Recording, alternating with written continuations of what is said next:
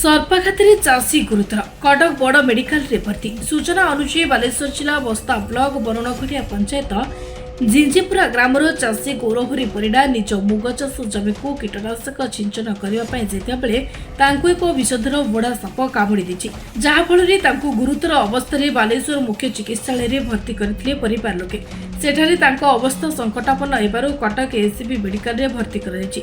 गौरहरी 10 एकर रु अधिक जमीन मुग बिरी सहित 10 एकर रु अधिक जमीन धान चाष कर एपरी अवस्था सहायता पाई निवेदन कर पंचायत कृषक साथी चिकित्सा पाई समस्त सरकारी सहायता जोगाइबा सहित वर्तमान चाष समय होइतिबारु चाषी माने चाष जमी को जीवा समय सर्पाघातर शिकार हेउछन्ति। जदि सरकार चाषी मानकु गोनबुड जोगाई दियंती ताहाले सर्पाघातर चाषी बर्ती पारते।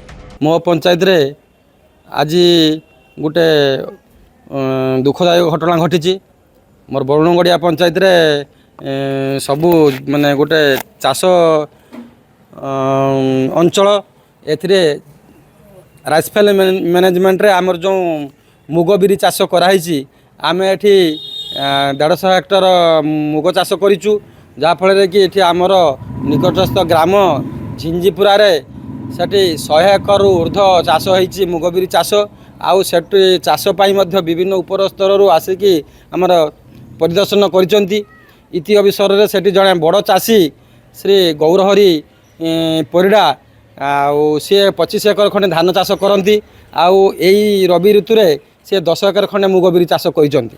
दुखदायक घटना से गत काली आउ मुग बिरी बिल रे औषध देवा ପାଇଁ ଯିବା बेले ताकू एक विषधर बुढ़ा साप आउ दंशन କରିଛି।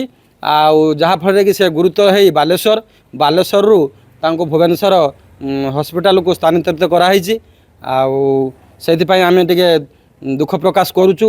आम भगवान को प्रार्थना करुचु सी शीघ्र आरोग्य लाभ करंतु। तो मोर कहबार कथा आउ ये बाबद रे सरकार चाषी मान प्रति किसी पदक्षेप नवा उचित।